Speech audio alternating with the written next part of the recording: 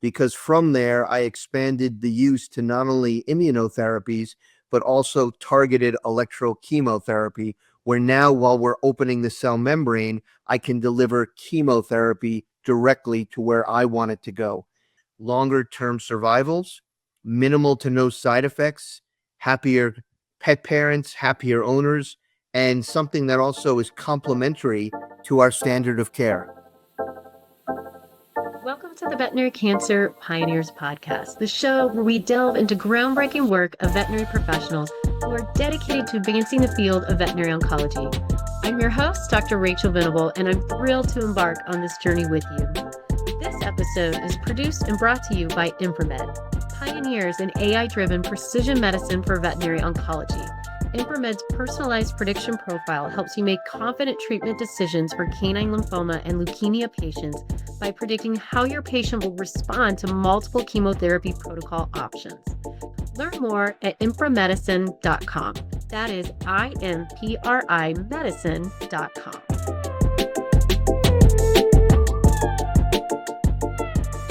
Hello, and welcome to the Veterinary Cancer Pioneers Podcast. I'm your host, Dr. Rachel Venable, and today I have a real pioneer with me, Dr. Joseph Impellizeri.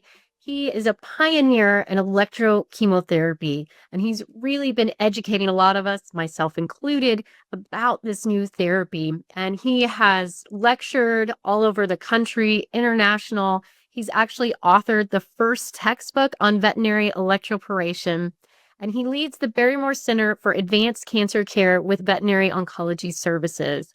And so I'm so excited today to really learn more about this therapy, how we can use it, when to use it, and just more about his story in general. So Dr. Impellizeri, thank you so much for being on the podcast with us today. Thank you so much for having me here.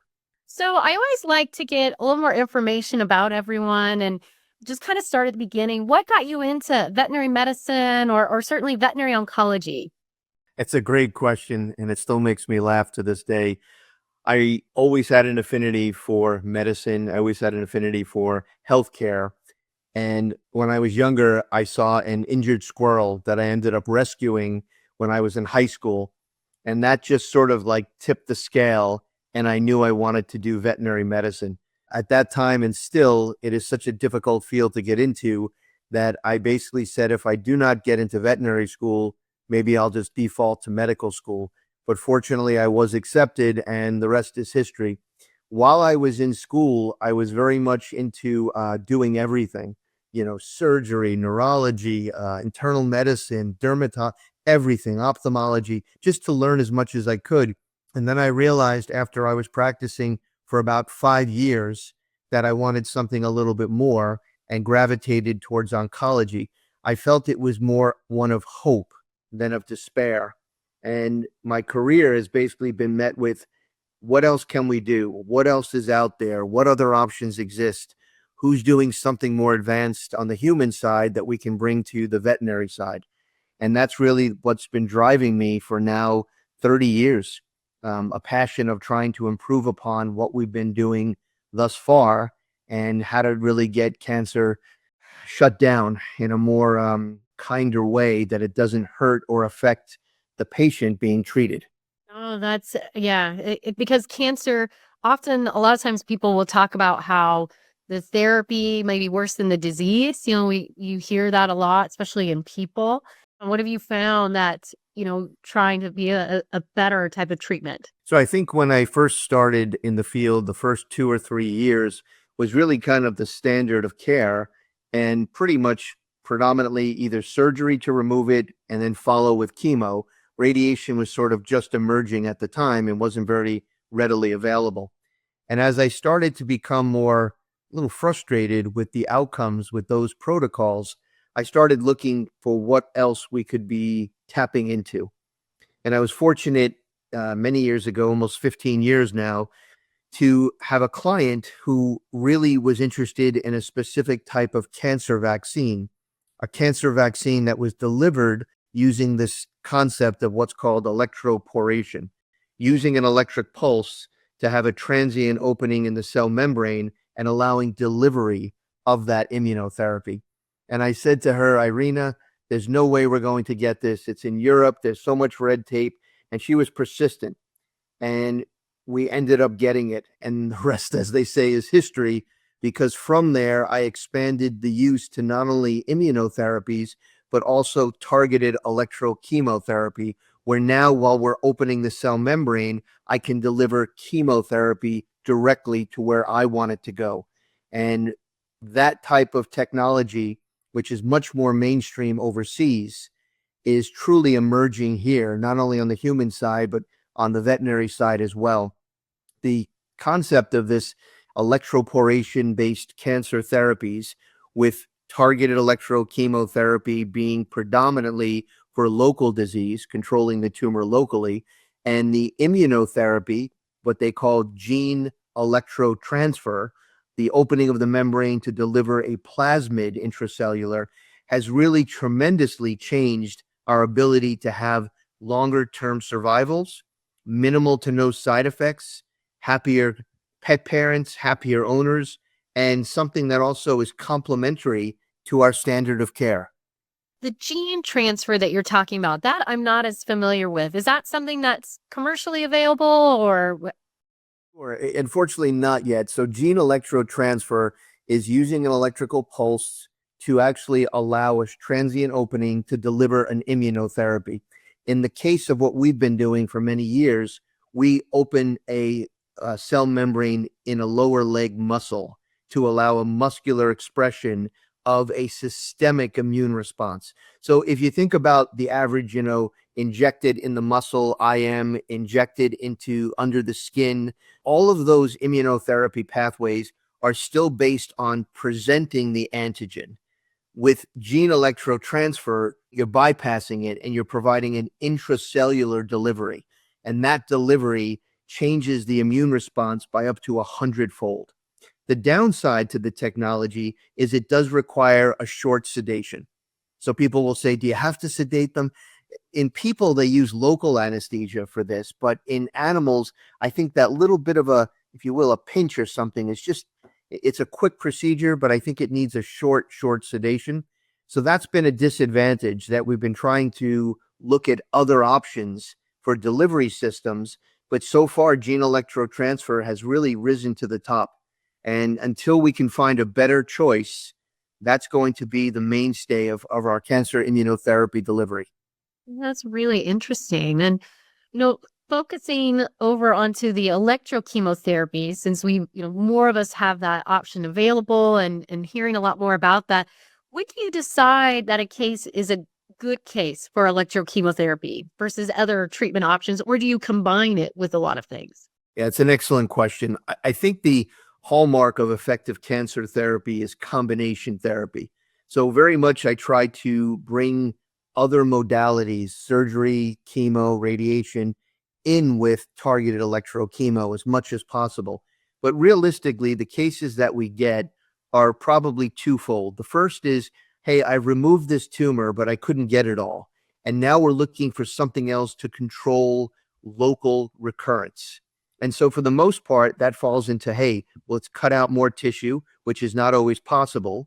Let's consider radiation therapy, which has its ups and downs in terms of availability and cost and potential side effects. And finally, targeted electrochemotherapy, which most scar lines are treated as a single treatment. So that's the first area that I think we've been using it predominantly. The second is looking at non-resectable tumors. And an owner that says, look, my dog has a tumor of the lower jaw. They're offering an option to remove part of the lower jaw. I don't want to do that. What else can we do? And then we look at things like, can radiation play a role? And obviously, is there a role for targeted electrochemotherapy? There are very, very few tumors that I can't tell you I can find a role for it. But I'm also very, very clear with the owners to make sure that I present them every option that exists. I think that's the right way to do this. And even though you may have a specialty in this technology, I sometimes have to tell owners, I don't think we're doing it for the right reasons. I think we need to reconsider, or I really think you should do radiation here.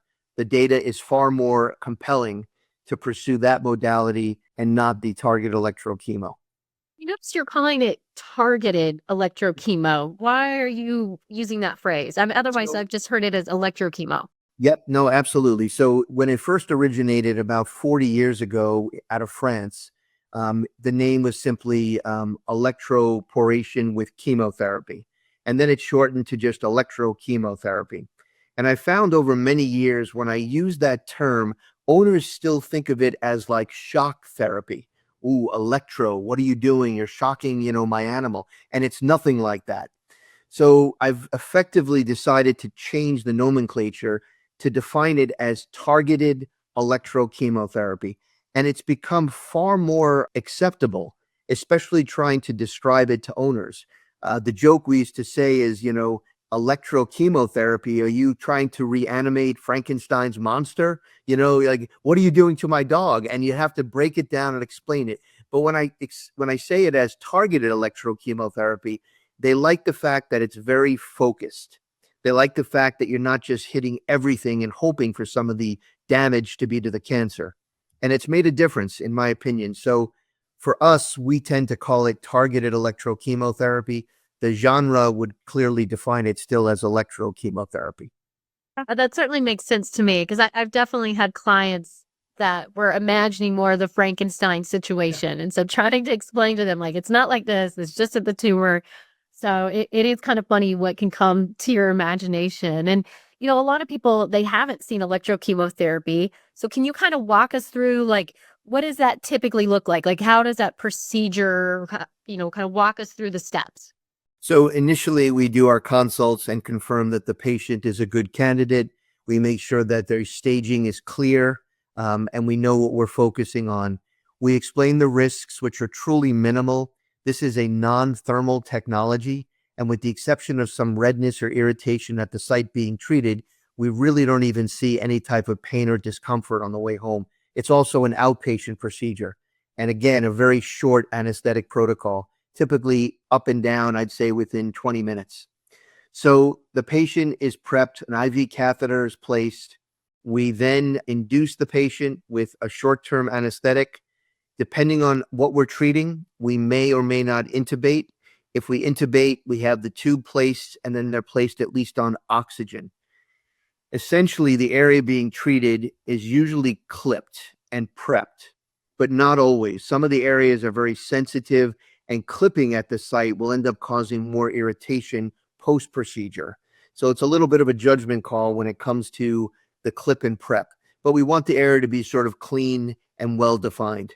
Essentially, then, once you have the patient prepped, you administer intravenously, usually the chemotherapy drug bleomycin. So bleomycin is a fairly innocuous chemo at a very low dose, and that goes intravenous. We wait about 7 to 8 minutes, and the machines we have actually have a timer.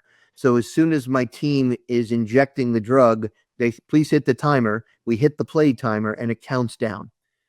At about 7 minutes, we then apply the electrode to the tumor. Now, the electrodes vary, and depending on the different machines, they can sometimes be very, very advanced and sometimes a bit medieval.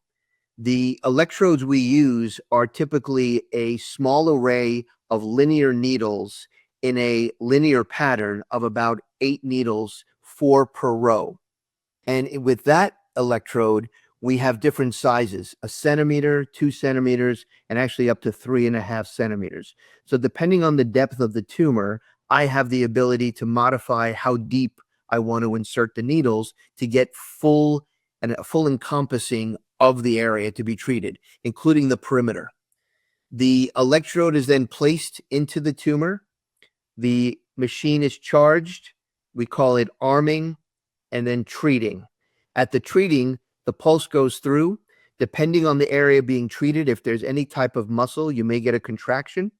And if there's no muscle, then typically it's just nothing at all to the patient, no movement or anything. Contraction is usually mild as a quick little tone of muscle change. But other than that, depending on the machine, you can treat again within a couple of seconds.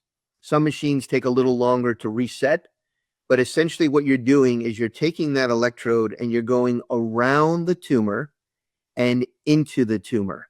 and you're trying to make sure that you're covering the entire region, including possibly a section of tissue which would be considered normal. We know that many of our tumors, like soft tissue sarcomas and mast cell tumors, have tentacles that extend beyond just what the visual side of the tumor looks like. And trying to make sure that we're encompassing a wide area of treatment can be crucial for maintaining local control. Once the patient is treated, we rarely see any type of bleeding. There's something called the vascular lock, which tends to cause a attrition of the smaller blood vessels. So it rarely ends up being a bleeding post-procedure treatment. Occasionally, sometimes mast cells will not behave so well, but once the treatment is done, the area is just cleaned. We make sure there's no bleeding, and then the patient moves into recovery. And recovery is very quick, and typically they're up and about like nothing happened. I usually tell owners 24 to 48 hours, look for some redness or irritation, but usually the redness and irritation doesn't even correlate to the patient's status, meaning the patient's doing great. It may look a little more red and irritated than you would expect. For standard skin tumors, cutaneous tumors, that's the general technique of what's being done. We've expanded upon our ability to treat other sites, and currently the two most advanced options are bone and nasal. So where the electrodes for skin are usually needle-based electrodes, very, very small, very, very sharp, and not really very traumatic. But the electrodes that we're now using for feline oral squamous cell carcinoma involving bone and those tumors involving the nasal cavity are sort of like a blunt Bic pen, and probably about half that diameter. And we're able to go into the area that we're treating. At the end of that electrode, that's where the actual release of energy occurs. So figure about a centimeter in. Figure that energy that's released is a sphere. So at the end of this linear single probe, you have a sphere, figure like a blow up of a small balloon at the end. That's your electric field. And then knowing that, you can move this electrode in and out of the cavity you're treating. In the nasal cavity, these dolichocephalic dogs, the long-nosed dogs, they take longer because we're going in and out of both sides of the nasal cavity to cover all areas. For the most part, the oral squamous cell carcinomas in the cat, as long as I can see some type of opening on oral exam, then usually I have one, maybe two treatments, and we've started to see some early positive effects. I'm excited about that because, as you know, that is a cancer that we have not been able to make a difference on for years, for decades. And if we can try to find something that can improve survival and control, that's wonderful. The technology for that stems from human data for metastatic lesions of bone. So their cancer has metastasized to bone. It's very painful. They're extremely uncomfortable. And they started to look at roles for electroporation-based therapies in bone-based cancers. And they found that once they treat in an identical way, these clients have almost a complete resolution of their bone pain, which is unbelievable. So we're looking to expand upon that and currently trying to do more and more cases to see if we can make a difference. I have 4 currently. I'd say 3 out of 4, I'm still just, wow, I can't believe they're doing so well. I had one that was not doing so well, and I thought that was going to be a failure. And she just emailed us the other day and said, hey, we're still doing okay. Can we consider more? So I think we're at an early stage of doing something more groundbreaking. And for me, that's very, very exciting and drives me in terms of passion to improve upon current therapies. And that would be amazing if you could get something to work for oral squam. Nothing works. That's such a frustrating disease. So, yes, I would love to see what you guys find. And my other question, though, is I've always heard that electrochemo doesn't work very well for bone. So, do you have to have specific probes or a specific machine for these situations, or could any machine work? Because, like I said, I thought you weren't really supposed to do bone. Yes, no, great question. And I think it's something that needs to be clarified. The reason for the lack of use of bone with electroporation-based therapies is because the needle electrodes were unable to penetrate into bone. The newer electrodes they're almost like you would do a bone marrow where you could actually make a small hole if needed and bring this blunted linear probe into the center of the bone. So the combination of the newer electrodes and having a generator that can actually push the voltage that's needed for bone electroporation. So it's a little bit of both when it comes to why you can or cannot treat bone-based tumors with targeted electrochemotherapy. Right, that's interesting. So, do you have to actually make a hole to put the probe in, or Yeah, and the tumors that have no lytic opening, right? There's no connection. Sometimes you get those osteosarcomas that are fairly focal and you really have no way of getting in. In that case, you do have the ability to trephine into the bone. And we all know the risks of trying to go into bone that's already damaged and abnormal in terms of pathologic fracture. I have not had to do that yet. Most of the oral tumors that we're seeing, I usually can find an entrance point within the oral cavity. So I don't have to make any type of tunnel, if you will, to get access to the area. and speaking about oral tumors, these animals are under anesthesia, so they're getting oxygen and we're using electricity. I mean, does that ever scare you? Have you ever ran into an issue? Do we need to be extra cautious? No, I think because we're not creating a spark and it is a non-thermal technique, the use of targeted electrochemotherapy in oral cavities, especially with oxygen flowing, we have not been met with anything of concern. The things they're finding on the human side is that when you provide that pulse anywhere near the heart, you may run into some EKG abnormalities. So on the human side, they actually gate the EKG to the delivery of the pulse. For our experience in treating many tumors on, near, around the heart, I have not had any concerns, no EKG abnormalities. So we'll keep an eye on things overall. Well, that's really interesting, but it makes sense with the heart. I hadn't thought of that, but that does make a lot of sense. And so, are there any tumors that just kind of come to mind that you would say electrochemo is not a good option for? Really, I think the reason you would not do it is because of comorbidities, right? This dog is battling severe DJD, can't even get up. What are we doing here? And I think just accessibility. So we've treated just about everywhere, including bladder, brain, prostate. We've treated everywhere. I think that the mainstay of the therapy is going to be cutaneous tumors, scars, oral tumors, but we are starting to see options exist for internal tumors. And whether we approach that laparoscopically or through an open exploratory, I do think that that's becoming much more of interest. On the human side, there is very compelling data for hepatocellular carcinoma. I mean, really, really good studies that have come out. The difference between, I think, the ones we deal with in the dog is by the time we see them, they're fairly massive, where on the human side, they can still be small, but multiple.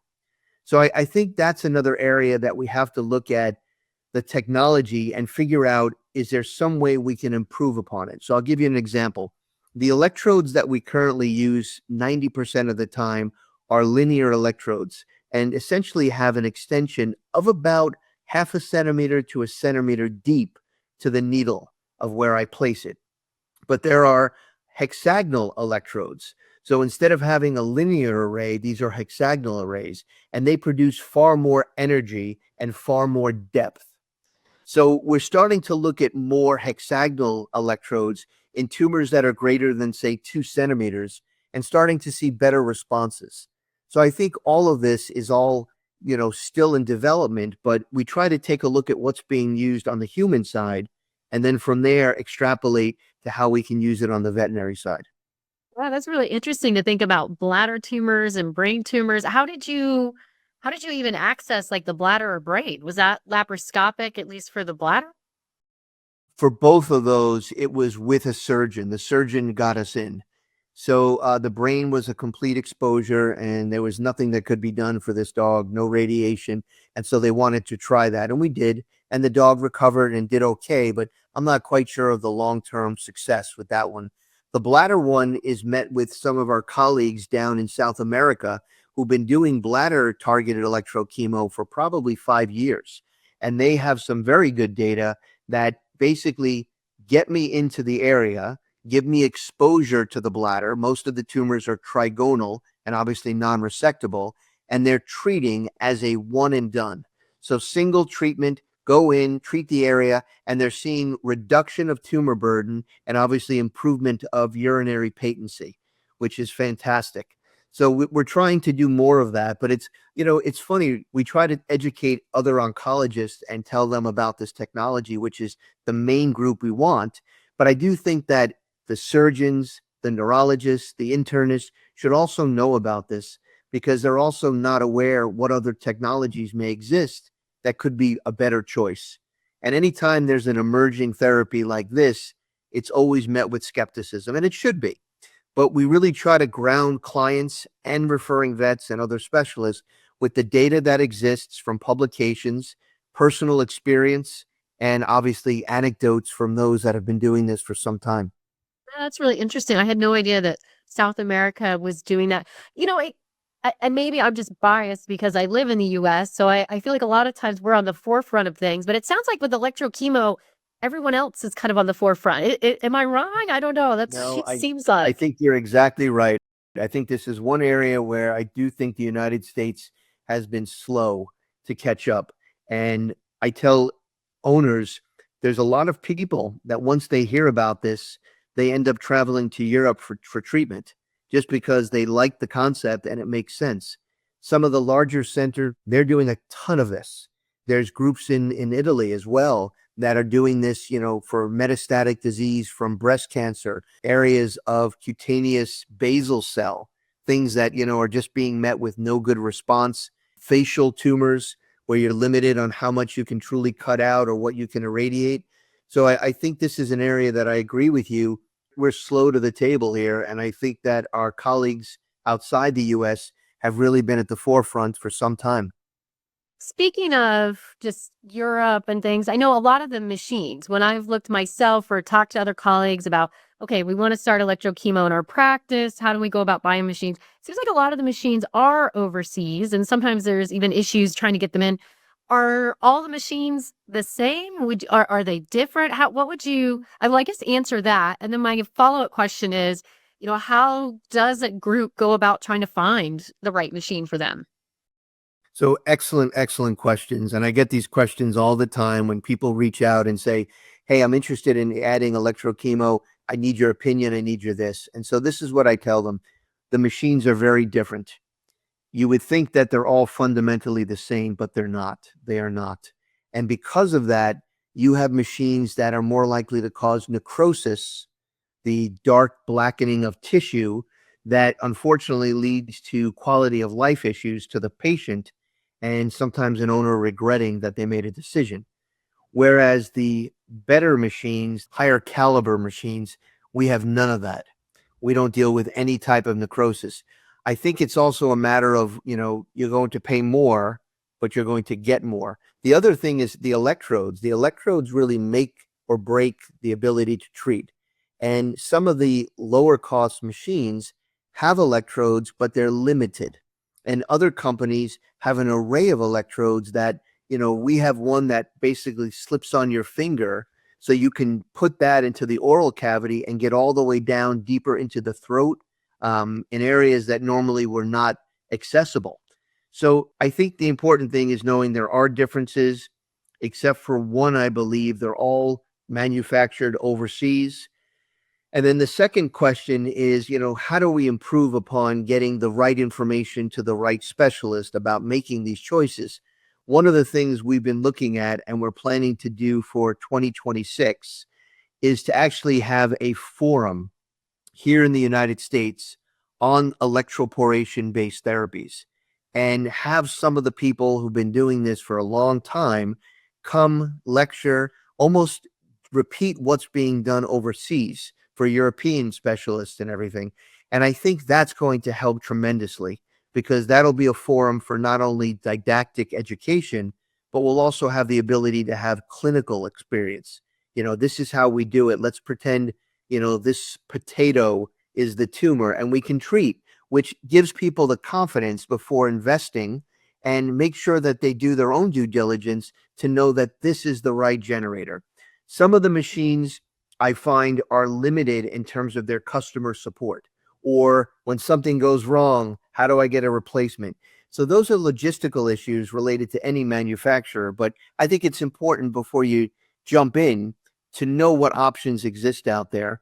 And I do think that it's just going to be a matter of time before we have those types of educational lecture workshops that start to bring the awareness to the United States so that you do have an educated opinion in making a decision. I hear a lot that, so and so contacted us, they're pushing us for this. What should I do? And I don't think you should be pushed. I think it's a great modality that should be an additional armamentarium to the existing therapies we have, but I don't think you should go about it lightly just to add it to your practice. In Europe, there are actual, classes, 2, 3, 4, 5-day workshop classes where it's a classroom training before you get out there and are able to treat. On the human side, they'll do the exact same thing with have a 3-day class where you are comfortable and understanding before you open it up on the first patient. And I really am trying to mimic that here in the United States. So I anticipate fall of 2026 to be able to launch something. In the meantime, I would tell prospective interested specialists and other veterinarians, look at the company, demo the product, ask for references, ask the questions you need. What happens when this breaks? What happens when I need a question answered? And see if the answers that are provided make you comfortable in selecting them as your choice. I would love it if you have those forums. So certainly keep us posted because I think that would be great. In oncology, we don't have a lot of wet lab kind of scenarios. So that would be really nice to get real hands-on and working with other people. Because I know for myself, that's been something that was sort of tricky. It's like, okay, how do I educate myself on this? Trying to get the training. So yeah, I'm certainly very excited if you guys do that forum. So definitely keep us posted. I will. If you think about it, with the modalities we currently have, there is no real wet lab need for anything because we haven't had anything really dramatic to add to our options list. And this is the first time where you have something that's more significant. And I just want to make sure that we launch it correctly, that it comes out, because I really want more of our colleagues to have access to this and treat more patients. And I'd like to see more combinations, not only among us with, say, chemo radiation targeted electrochemo, but possibly surgery, right? Maybe a pre-surgery treatment to kind of control margins a little better, followed by surgery, knowing you can't get it all, and then a subsequent targeted electrochemotherapy. Those types of combinations are going to be the future. We're going to start thinking more like a tumor board instead of just, can we cut it out? I had a client from the Midwest. They wanted to come to us. The cat had a oral squamous cell carcinoma. Unfortunately, they went to surgery. They took off most of the jaw, put on a feeding tube, and they were trying to get to us to treat the residual disease. I don't think it was a week and a half, and the cat progressed. And I just said, here you are doing an aggressive surgery, knowing that the outcome is going to be limited. I really look forward to trying to find collaborations among specialists to say, how do we make sure that we're doing everything? Maybe the radiation oncologist, right? Let's have an opinion on that as we go forward. Here's how we see combining modalities. So I hope that becomes the standard, in the next decade. Yeah, I agree. That would be nice. And yeah, those oral squames in cats is just so rough. Such a terrible disease. I was curious about, and I don't know if this depends on the machine, but like if you're treating a scar, do you usually do 1 or 2 treatments at electrochemo versus a big tumor? How do you decide how many treatments to do? So it's a little bit subjective, but I usually find that for an incomplete margin for a fairly low-grade tumor, it's a single treatment, the one and done. I'll then recheck them, sequentially every couple of months and everything, advise the owner what to look for, because unlike radiation, you can treat again. There's not a limit on what you can do with the electroporation-based therapies. For the larger tumors, the bulk cancers, again, a judgment call, but I usually find somewhere between 2 to 4 treatments every 2 to 4 weeks. And that's a little bit vague because it really depends, right? And we also have to make sure that as we're looking at what we're treating with this therapy, we're also looking at the tumor and the overall behavior, right? Is this a higher grade sarcoma? In which case, we should be talking to the client about additional therapies to control metastatic disease and not just focus on the one treatment. So I really try to make sure that we've educated the client and the referring vet about behavior, prognosis, and why we're choosing the therapies we're choosing at the time. Right, and that makes sense to me just in general, right? Like, I feel like those should be the steps to go through with any of these Agreed. cases. And one other thing I wanted to ask is you mentioned giving bleomycin IV, but I know some of the older studies, or at least I believe they would give it like in the tumor, or cisplatin was another one. Why have you moved to IV, or are there times that you would give it in a scar or in the tumor? There are times I would still give it intralesional. Mostly it's become avian and exotic. So the birds, chinchillas, rabbits, because we don't really have dosing pharmacokinetics, pharmacodynamics of the avian or exotic species to know that the dose is correct. It's very much an extrapolation. So for those types of avian and exotics, intralesional. For the most part, we've shifted to intravenous, probably more because of chemo safety and minimizing exposure to the team. There are a few cases where I still will go intralesional, but for most of those, they become few and far between compared to the intravenous approach. Right. And you mentioned avian and exotics. What's the, I don't know, kind of craziest animal or coolest animal that you've ever treated with electrochemo? I'd have to say that besides the birds, the chinchillas, the rabbits, the ferrets, we were able to treat an Asian elephant at the El Paso Zoo. She had breast cancer and there was no surgical option. It was a very humbling experience. We treated her 6 times with the zoo team putting her under full anesthesia each time, and it was filmed for Disney, Animal ER. So if you're really bored and you want to see something amusing, it was very, very humbling. She was amazing. I learned a lot.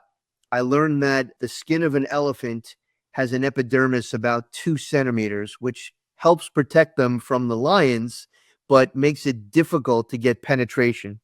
But we were able to use a different set of electrodes that had a sharper point and thicker and get the penetration we needed. And she went almost another 2 years before progression. But I would tell you that was an experience in itself. I think there's going to be more exotic animals, zoo animals that will benefit from this. And I'm hoping we can kind of get the word out to let people know that this modality exists. It has value. It is not for every treatment, every patient, but you should know about it.